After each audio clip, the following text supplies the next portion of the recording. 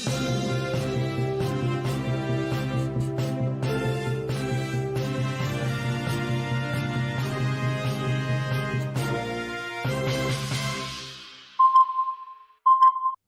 दोस्तों, ओसी नेटवर्क में आपका स्वागत है। मैं हूं ओमकार चौधरी।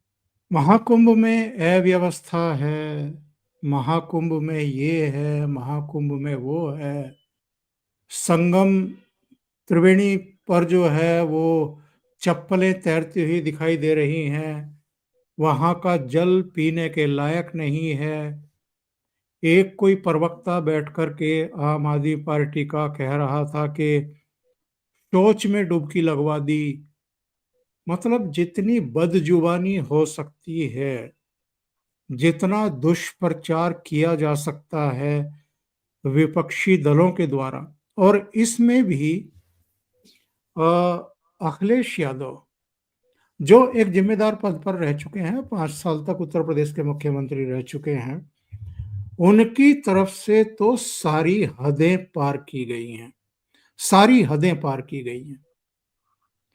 और किसी को भी ये उम्मीद नहीं थी कि जैसे जैसे जो आस्थावान हैं उनकी संख्या बढ़ती जाएगी, वैसे वैसे इनकी बौखलाहट अपने चरम पर चली जाएगी।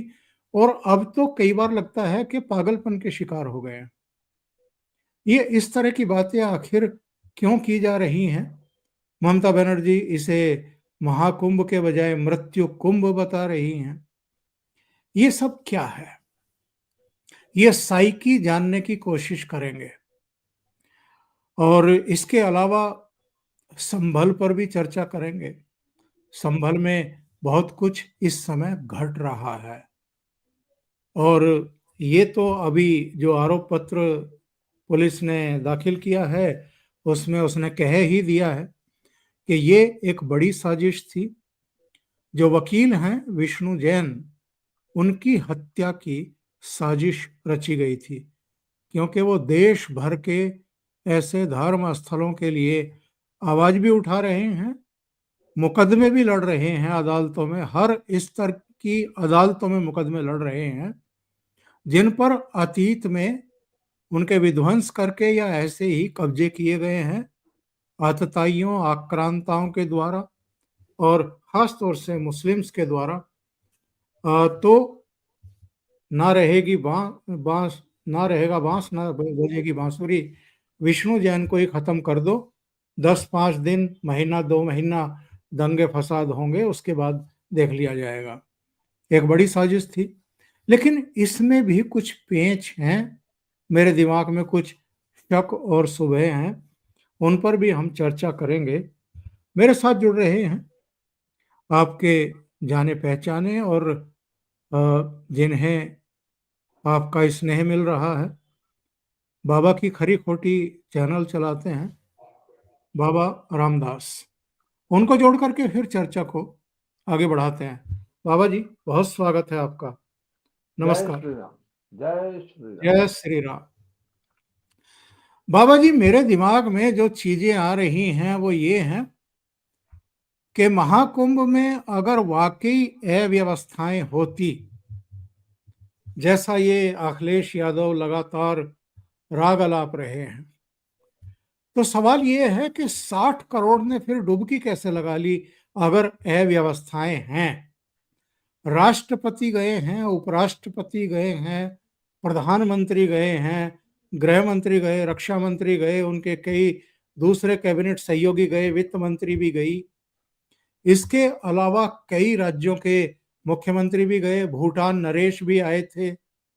यहां तक के अखिलेश यादव और इनके चचेरे भाई धर्मेंद्र यादव भी वहां पर डुबकी लगाते हुए और बोट में नौका विहार करते हुए दिखाई दिए थे। धर्मेंद्र प्रधान तो क्यों सरासर झूठ बोल रहे हैं? और अगर जाम लगने को या एक दो जगह दुर्घटना होने को अव्यवस्था कह रहे हैं, तो ये दुर्घटनाएं तो इस देश भर में सड़कों पर पता नहीं कितनी होती है रोजाना। लाखों लोगों की मृत्यु होती है एक साल में। जाम तो हर छोटे बड़े कस्बों में भी लगने लगे हैं अब। यहां तो 60 करोड़ पॉपुलेशन पहुंची है। सर, देसी भाषा में इसको बोलते हैं कीड़े खोजना, कीड़े निकालना किसी चीज में। सर असल में इस बार का जो महाकुंभ है ना, उसका विराट स्वरूप, इसकी कभी कल्पना तक नहीं की थी अखिलेश यादव ने कि इतना बड़ा आयोजन और इस हद तक भी सफल हो सकता है। तो अच्छा, तो दूसरी बात यह है कि जहां इतने सारे लोग इतने छोटे से पीरियड में, इतनी की छोटी सी जगह में, भाई आप ये देखिए कि हमारे देश में या किसी भी देश में कुछ भी होता है तो जो भी व्यवस्थाएं बनाई जाती हैं वो एक सीमित संख्या के लिए ही तो डेवलप की जाती है ना। सबको मालूम है भाई ये सड़क है तो इस पे 1 घंटे में इतनी गाड़ियां चल सकती हैं। वो बकायदा आजकल तो बकायदा ट्रैफिक का भी बकायदा गणना होती है, वहां मशीनें लगा दी जाती है कि इस रोड पर 1 घंटे में कितनी गाड़ियां निकलती हैं और कब कब कितनी निकलती हैं, उसी हिसाब से फिर आगे रोड की प्लानिंग की जाती है। उसी तरह सर हमारी जितनी भी रेलवे की व्यवस्था है, भाई एट ए टाइम एक प्लेटफॉर्म पर 3 से 4 हजार यात्रियों को लाने ले जाने और बर्दाश्त करने की क्षमता होती है। अगर कोई गाड़ी उसी प्लेटफॉर्म पे जिसको आना है, अगर वो 2-3 घंटा 4 घंटा लेट हो जाए या 1-2 गाड़ियां लेट हो जाए उस प्लेटफॉर्म पे आने वाली, तो आपने हर जगह हमने देखा है कि उस पे फिर 3 गाड़ियों का रश आ जाता है, तो अनावश्यक भीड़ हो जाती है। अगर उस वह प्लेटफॉर्म जो कि सामान्यतया एक गाड़ी के 2-3-4 हजार पैसेंजर के लिए डिजाइन किया गया है, उस पे अगर एक दिन में आप 1 लाख यात्री आ जाएंगे तो फिर अव्यवस्था होनी तो स्वाभाविक है। एक बार बताइए, हमारे आपके घर में भी शादी ब्याह के दौरान जब सारे मेहमान आ जाते हैं तो सर थोड़ी बहुत दिक्कत तो होती ही है, पर उसी का तो आनंद है। शादी ब्याह में अगर भीड़ भाड़ ना हो, घर में मेहमान सारा, पूरा आस पड़ोस, पूरी रिश्तेदारी, ये सारे यार दोस्त मित्र अगर इकट्ठे ही ना हो तो फिर किस बात का शादी ब्याह फंक्शन। और निश्चित रूप से जब संख्या बढ़ेगी तो थोड़ी बहुत तो दिक्कतें होंगी। और इसके सर एक बात बताऊं, इसके ऊपर जो भी ये जो विधवा विलाप कर रहे हैं ना, ये सिर्फ विपक्ष के नेता कर रहे हैं, पब्लिक अच्छी तरह जानती है। और सर मैं एक बात बताऊं, मैं आज से करीब 24 साल पुरानी बात है, इसी तरह एक बार कुंभ लगा था, उन दिनों मैं वहीं गांव पे ही था यार। सर लोग बताते थे कि गंगा जी एकदम सामने दिखाई दे रही है, मतलब जहां आप खड़े हैं वहां से 100 मीटर पे है गंगा जी जहां आपको स्नान करना है। परंतु क्राउड मैनेजमेंट का तरीका ऐसा है कि वहां से आपको 10 किलोमीटर आगे भेज दिया और फिर लाइन लगा के फिर वापस लेके आए। सर लंबी लंबी लाइनें लगवाना ही क्राउड मैनेजमेंट का तरीका होता है। और कुंभ बिल्कुल। में मुख्य स्नान वाले दिन आपको 10-20 किलोमीटर पैदल चलना ही है। यदि इस पर कोई आपत्ति उठाता है तो इसका मतलब फिर वो वो सचमुच ही कीड़े निकाल रहा है किसी व्यवस्था में, किसी आयोजन में। अच्छा, दूसरी बात है सर कि आखिर ये जो मेल्ट डाउन दिखाई दे रहा है ना, अखिलेश यादव, ममता बनर्जी या लालू प्रसाद यादव जैसे लोगों का या कांग्रेसियों का, सर बात ये ना कि सचमुच उनको भी ये आशा नहीं थी कि ये आयोजन इतना बृहद, इतना बड़ा और इतना सफल हो जाएगा। और सर एक बात बताइए, 60 करोड़ की आबादी का मतलब होता है आधा हिंदुस्तान। आधे हिंदू, 110 आधे करोड़ के आसपास हिंदू हैं। हाँ, आधे हिंदू जो हैं वो स्नान करके चले गए। और जब स्नान करके चले, अच्छा सर उसमें सिर्फ इतनी सी बात नहीं हुई है। मैं आपको बताऊं, परसों नरसों की बात है, यहाँ पे मेरे पास पंजाब में मेरे एक मित्र आए, वो पहली बार यूपी गए, पहली बार। और वापस आके मुझे बोले कि पहलवान जी आप तो जो कहते थे यार वो एकदम सही बात है, हमने तो जो यूपी देखा तो मेरी तो आंखें फटी रही कि यूपी इतना डेवलप्ड है। हम तो पंजाब को ही भारत का सबसे डेवलप्ड स्टेट मानते थे, यूपी इतना डेवलप्ड है। तो मैंने पूछा आपने ऐसा क्या देख लिया? तो उन्होंने बोला कि हम तो जी प्रयाग, पहले यहाँ से लखनऊ, आगरा लखनऊ होते हुए प्रयागराज गए, फिर प्रयागराज से हम अयोध्या जी गए, अयोध्या जी से फिर हम काशी गए। तो सर उन्होंने वो सारा एक्सप्रेसवेज और 4 लेन्स और 6 लेन का जो पिछले 5-7 सालों में जो नेटवर्क बना है, तो कहते हैं कि यार यूपी में ऐसे, अच्छा बात ये कि पंजाब के लोगों ने भारत नहीं देखा पर यूरोप पूरा देखा हुआ है, अमेरिका पूरा देखा हुआ है। तो उनको डेवलपमेंट के जो पैरामीटर है ना, वो यूरोप और अमेरिका के ही समझ आते हैं पंजाबियों को। उनको लगता है कि विश्व की एकमात्र जो डेवलप्ड एरिया है वो अमेरिका ही है। तो तब जब उन्होंने यूपी देखा तो उन्होंने कहा अरे यार, यूपी का डेवलपमेंट तो अमेरिका को मात कर रहा है। सर ये बात आज 60 करोड़ हिंदू, जो कि जिसको शायद वैसे उत्तर प्रदेश को देखने का मौका नहीं मिलता, वो इस कुंभ में उत्तर प्रदेश देख गया। उसको समझ में आया कि उत्तर प्रदेश कितना डेवलप्ड, वो उत्तर प्रदेश जो आज से 5-7 साल पहले बीमारू राज्य हुआ करता था। तो मुझे वो इसी अखिलेश यादव के राज्य में, मेरे गांव में 6 घंटा औसतन बिजली आती थी सर, उसकी भी गारंटी नहीं होती। ये मैं सच बात बता रहा हूँ आपको, 6 घंटा। और आज उस हमारे गांव में 18 घंटे बिजली आती है। अभी भी हम 24 घंटे वाला तो नहीं टच कर पाए हैं, पर सभी शहरों और कस्बों में 24 घंटे आ रही है। एकदम छोटे कस्बे में 20-22 घंटे बिजली आ रही है। बड़े शहरों में तो पावर कट का नाम ही लोग भूल गए। आपको मालूम है, जनरेटर और इन्वर्टर इंडस्ट्री पूरी तरह यूपी में फेल हो चुकी है। अब जनरेटर और इन्वर्टर नहीं बिकते यूपी में। तो सर पंजाब, यूपी को जिस तरीके से योगी जी ने शोकेस किया, पूरी दुनिया यूपी के डेवलपमेंट को देख के दंग रह गई है। और सर 60 करोड़ लोग योगी जी का प्रशासन, योगी जी की व्यवस्था, योगी जी का आतिथ्य, कुंभ में सर जिस प्रकार से लोगों ने भंडारे लगा रखे हैं, और सभी अखाड़ों के साधु संतों के जो शिविर लगे हुए हैं, और वहां पे जो व्यवस्था है, अच्छा आमतौर पे तो एक है, हमारे यहाँ हिंदुस्तान का तो ये बड़ा गंदा एक सिस्टम रहा है कि आमतौर पे टूरिस्ट प्लेसेस पे या ऐसी जगहों पे श्रद्धालुओं से और टूरिस्ट से लूट खसोट शुरू हो जाती है।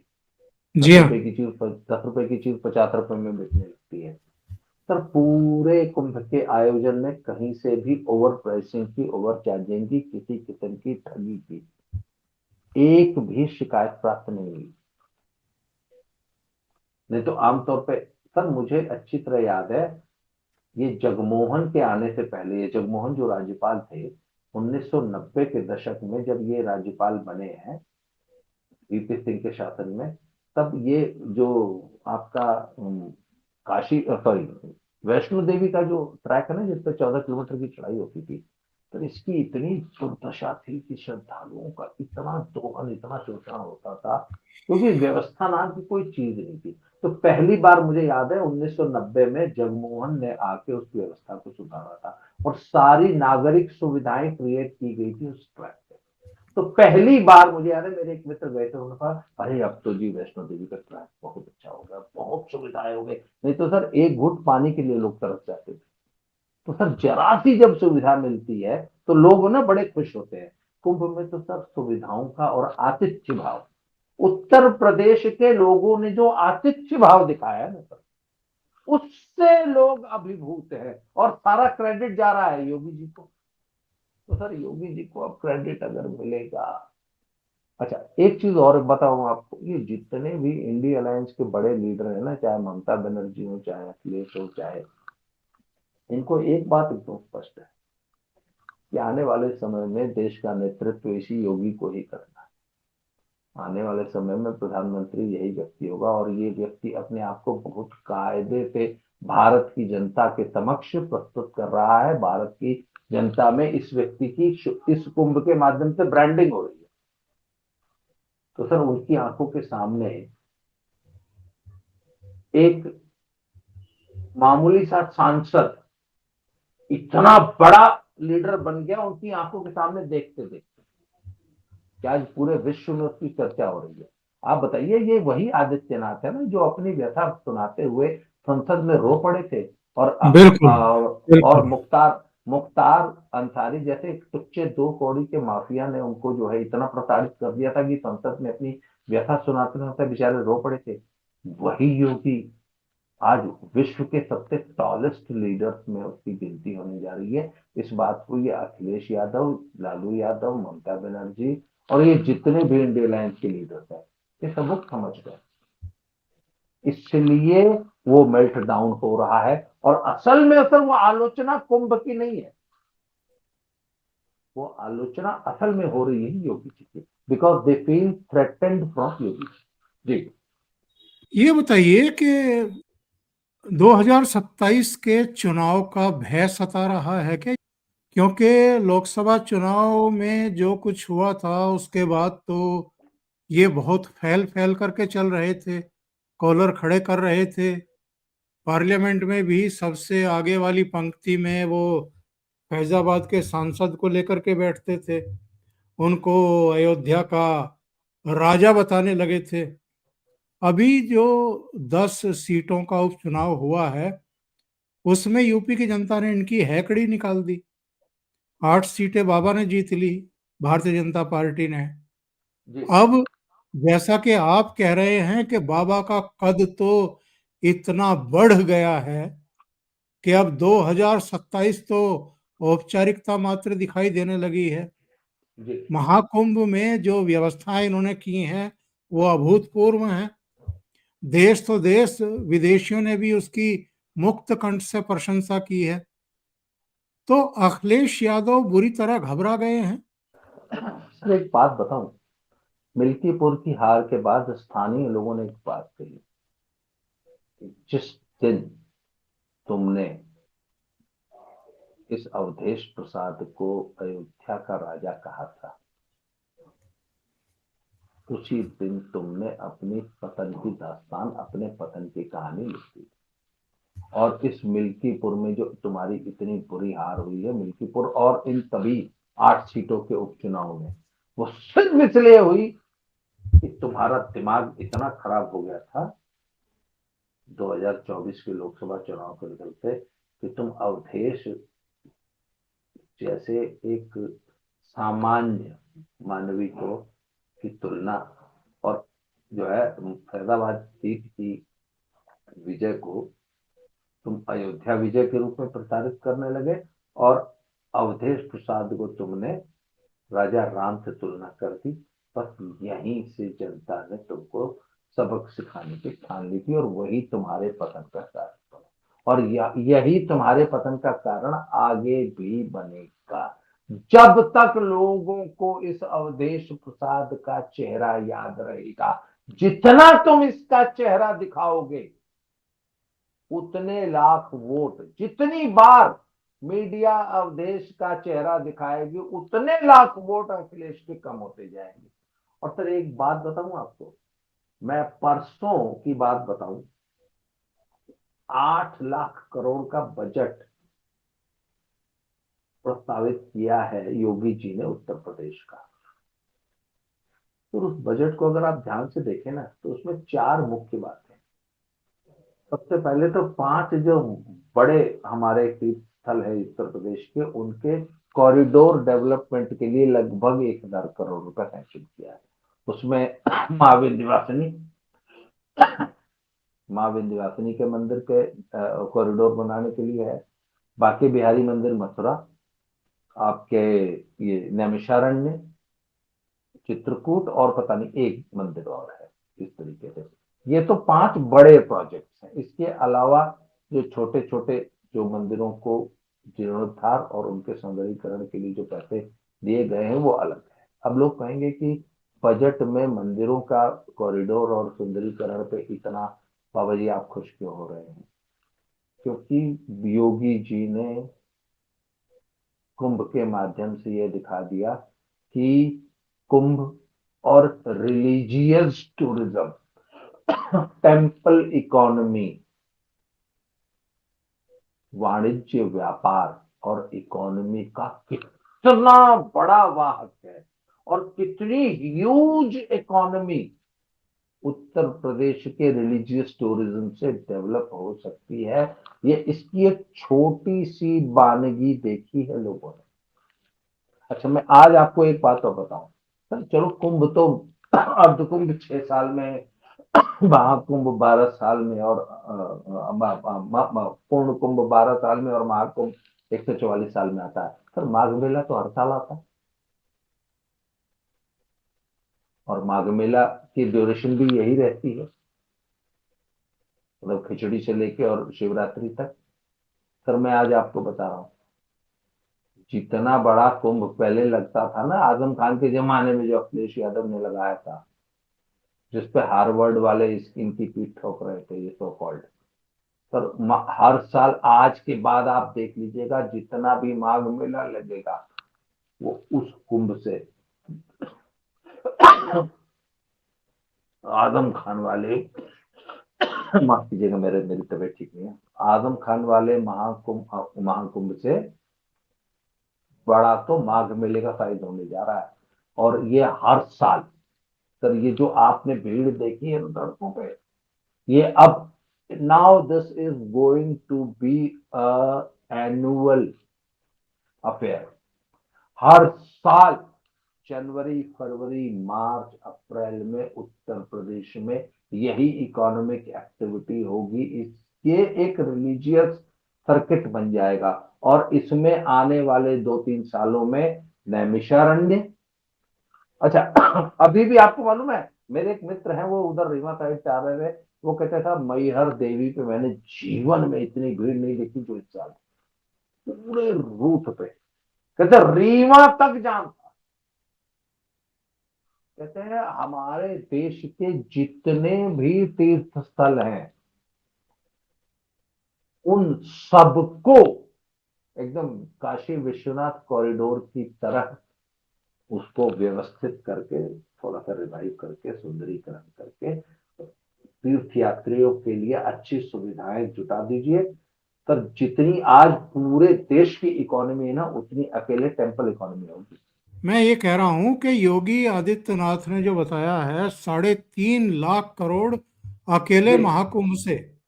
जी और जी। एक और आंकड़ा चौंकाने वाला है, अयोध्या की जीएसटी का कलेक्शन नोएडा और गाजियाबाद को क्रॉस कर गया है। क्रॉस कर गया है। और सर ये अब ये 6 और 12 साल पे नहीं हुआ करेगा, ये हर साल होगा। आज आप मेरी बात नोट कर लीजिए। तो अच्छा, ये चीजें दूसरा, परेशान कर रही हैं विपक्ष नहीं को। नहीं सर, दूसरा दूसरा एक चीज, इसी बजट में 4 नए एक्सप्रेसवेज के लिए बजट आवंटित कर दिया, 4 नए। अच्छा, मेरे जो वो पंजाब के मित्र आए थे, तो जब वो हमारे यूपी के एक्सप्रेसवेज पे चले, तो उन्होंने कहा यार यूपी की सड़कें तो अमेरिका को मात कर रही हैं। तो मैंने पूछा आप कौन सी सड़क पे गए थे, तो उन्होंने मुझे बनारस वाली 4 लेन बताई। अरे मैंने कहा तो वो तो नॉर्मल था 4 लेन है, अभी आपने एक्सप्रेस वे देखा कहाँ? अभी तो आप आजमगढ़ वाले एक्सप्रेस वे पे गए होते तब आप देखते। कहते अच्छा वो सिंपल 4 लेन था। मैंने कहा हाँ, उसको तो हम लोग 4 लेन 6 लेन तो हम आजकल गिनते ही नहीं, हम तो एक्सप्रेस वे के नीचे बात ही नहीं करते। तो फिर मैंने जब उनको नक्शा बताया कि यूपी में अभी इतने एक्सप्रेस वे तो अंडर कंस्ट्रक्शन है, जिस दिन गंगा एक्सप्रेस वे कंप्लीट हो जाएगा और इसके बाद इस साल 4 और दे दिए, और उन सभी एक्सप्रेस वे के किनारे इंडस्ट्रियल कॉरिडोर दे दिए। सर आज की तारीख में, आज योगी जी एक इंडस्ट्रियल समिट को एड्रेस करने के लिए इस वक्त आगरा पहुंचे हुए हैं। कल है शायद आगरा में उनका समिट हुआ। सर 2 लाख करोड़ के इन्वेस्टमेंट के प्रस्ताव थे, जो कि पिछली बार के समिट में आए थे, वो अब धीरे धीरे रियलाइज हो रहे हैं। कल लखीमपुर खीरी में वो गोला गोकर्ण नाथ वाले एक जगह पहुंचे हुए थे, वहां पे कोई पॉलीमर इंडस्ट्री है इंडिया की, अपनी एकमात्र 2200 या 2600 करोड़ का इन्वेस्टमेंट है लखीमपुर खीरी में, 2600 करोड़ का इन्वेस्टमेंट।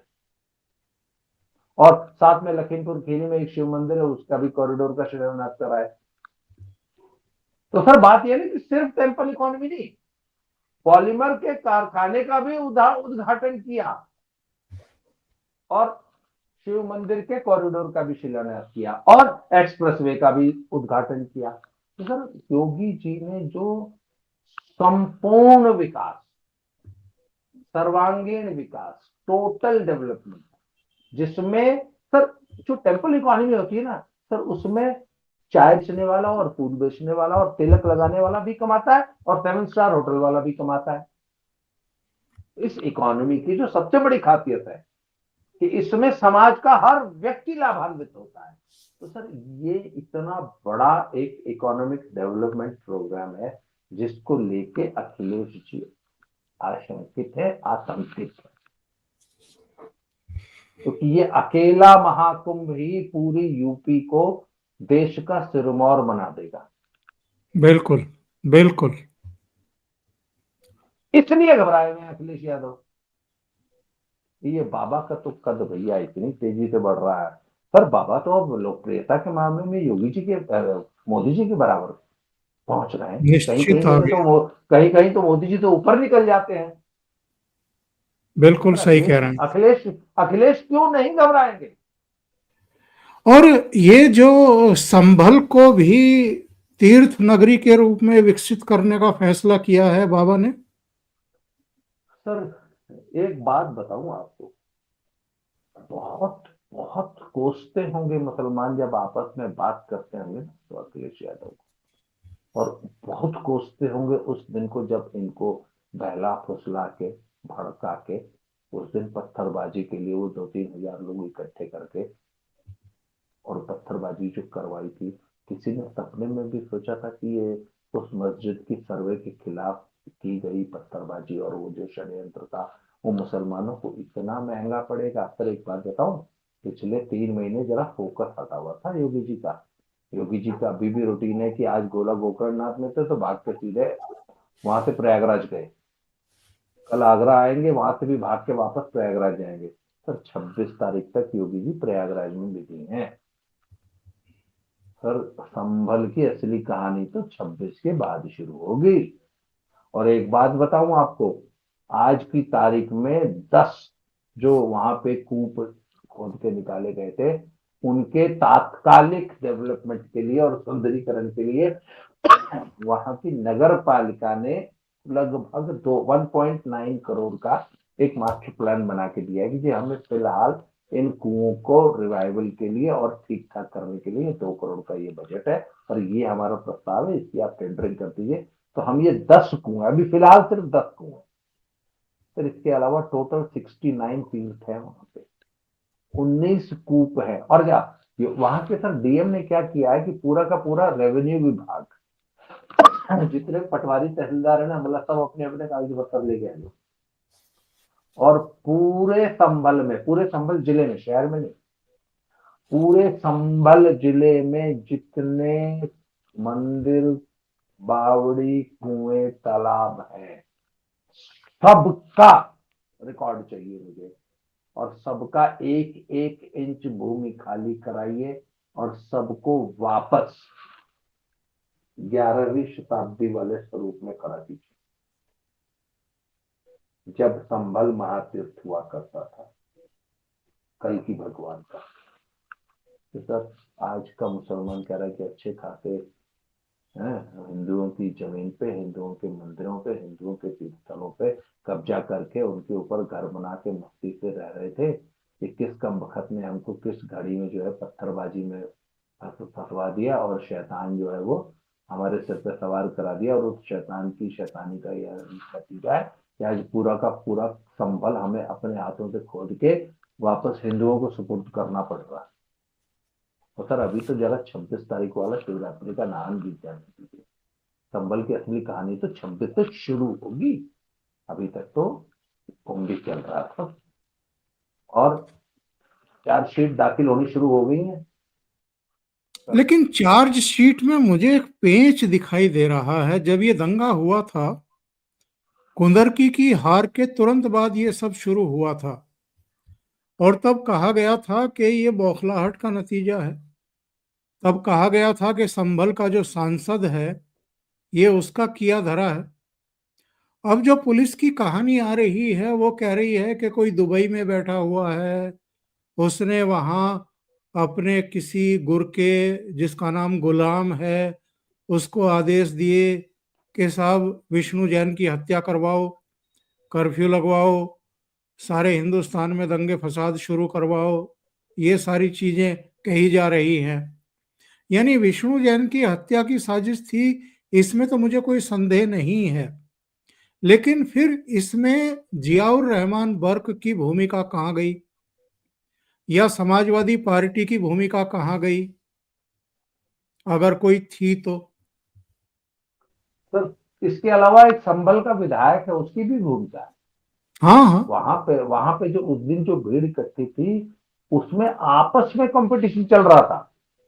इकबाल और ये दोनों।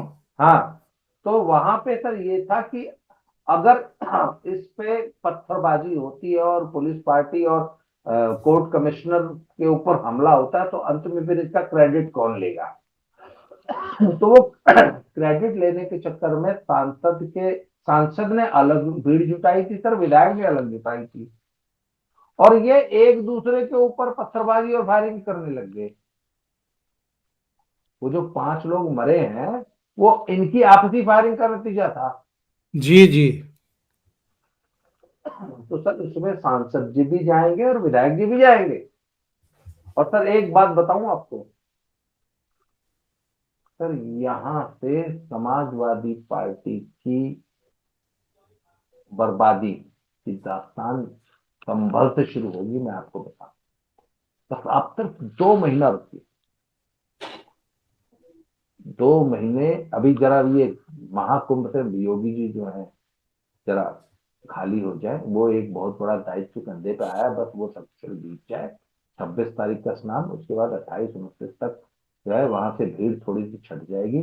फिर योगी जी जब एक बार प्रयागराज से फ्री होंगे सर, फिर संभल पे तो असली फोकस अब शुरू होगा। और सिर्फ सिर्फ अच्छा इतना ही नहीं होगा सर, इसके अलावा आप देख लीजिएगा कि 1,000 मंदिर ऐसे निकलेंगे जिसपे से मुसलमान खुद ही अपना दावा छोड़ छोड़ के, बल्कि मुसलमान आज के बाद त्राई त्राई करते हुए खुद ही बोलेंगे भैया एक मंदिर यहाँ भी बंद है, इसको भी ले लो। आप लोग सर ये तो वो खुद ही निकाल के सरेंडर करेंगे। और सर मैं बता रहा हूँ आपको, संभल अगला अयोध्या जी बनने जा रहा है, और वो जियाउर रहमान बर्क अगले आजम खान बनने जा रहे हैं। इसमें कोई दो राय नहीं है, मैं सहमत हूँ आपसे। बहुत बहुत धन्यवाद आपका, आपने इतना समय निकाला, और स्वास्थ्य ठीक नहीं है फिर भी समय निकाला। बहुत बहुत धन्यवाद आपका। थैंक यू सो धन्यवाद सर। मच। जय श्री राम, प्रणाम। जय श्री राम।